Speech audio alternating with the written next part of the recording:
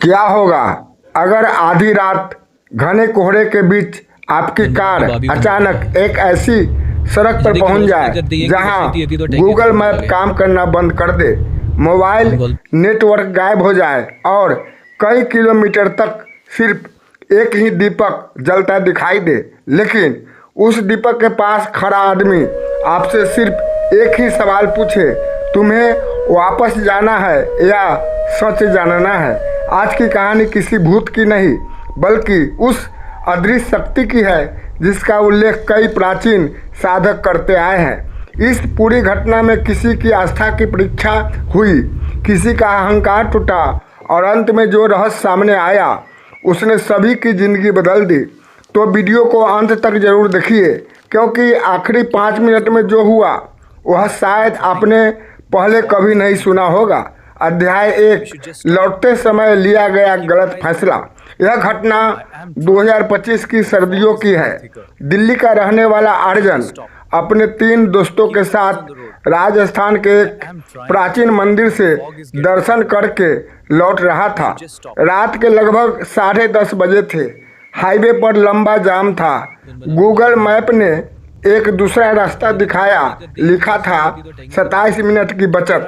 सभी ने सोचा चलो इसी रास्ते से चलते हैं। शुरुआत में सड़क बिल्कुल समान थी, फिर धीरे धीरे गांव खत्म होने लगे, खेत शुरू हो गए। कोहरा इतना घना था कि कार की हेडलाइट भी मुश्किल से 10 मीटर तक जा रही थी। अचानक गूगल मैप घूमने लगा और स्क्रीन पर लिखा आया कॉल कॉलेटिंग। फिर पूरा मैप गायब हो गया। अध्याय 2, अजीब संकेत। कार आगे बढ़ती रही। सबको लग रहा था कि कोई न कोई गांव मिल जाएगा, लेकिन तभी उन्होंने देखा सड़क किनारे लगातार 3 पीपल के पेड़ थे। हर पेड़ के नीचे एक बुझा हुआ दीपक रखा था। तीनों दीपकों में सिर्फ बीच वाला दीपक अपने आप जल उठा। कार के अंदर अचानक ठंड कई गुना बढ़ गई। अर्जन ने अनायास ही हनुमान चालीसा पढ़नी शुरू कर दी। जैसे ही उसने पहला दोहा बोला, कार का रेडियो अपने आप चालू हो गया, लेकिन उसमें कोई गाना नहीं बज रहा था, सिर्फ घंटी की आवाज और फिर गहरी सांसों जैसी ध्वनि। ड्राइवर ने तुरंत रेडियो बंद कर दिया। अध्याय 3, सफेद दीपक वाला आदमी। करीब 20 मिनट बाद उन्हें दूर एक छोटा सा मिट्टी का चबूतरा दिखाई दिया। उस पर केवल एक दीपक जल रहा था। दीपक के सामने एक बूढ़ा आदमी सफेद धोती पहने बैठा था। उसकी आंखें बंद थी। उन्होंने कार रोकी। अर्जन नीचे उतरा, पूछा, बाबा दिल्ली जाने का रास्ता किधर है? बूढ़े ने आंखें खोली, मुस्कुराया और बोला, रास्ता पूछने आए हो या बुलावे पर आए हो? अर्जन चौंक गया। उसने फिर पूछा, बाबा यहाँ नेटवर्क भी नहीं आ रहा। बूढ़ा बोला, यहाँ मशीनें नहीं चलती, यहाँ केवल कर्म चलते हैं। इतना कहकर उसने कार की तरफ देखा और अचानक गंभीर हो गया। गाड़ी में जो काला बैग रखा है उसे अभी बाहर निकाल दो। सभी हैरान रह गए। उस बैग के बारे में तो किसी को भी नहीं पता था। अध्याय 4, छिपी हुई वस्तु। बैग खोलकर देखा गया। उसमें मंदिर से खरीदी गई सामान, पूजा सामग्री थी, लेकिन सबसे नीचे एक छोटी सी काली डोरी बंधी हुई थी जो किसी ने रखी ही नहीं थी। जैसे ही बाबा ने उसे देखा, उन्होंने उसे हाथ भी नहीं लगाया, बस बोले, इसे नदी में प्रवाहित करना होगा। इसे साथ लेकर आगे गए तो रास्ता कभी खत्म नहीं होगा।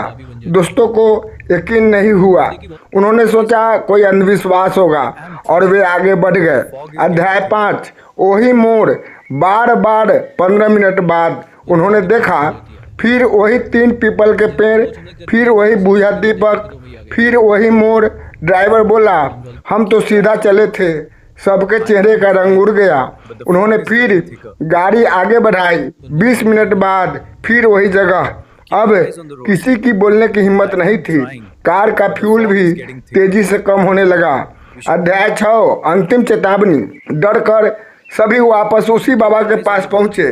इस बार बाबा खड़े थे। उन्होंने बिना कुछ पूछे कहा, अब विश्वास हुआ।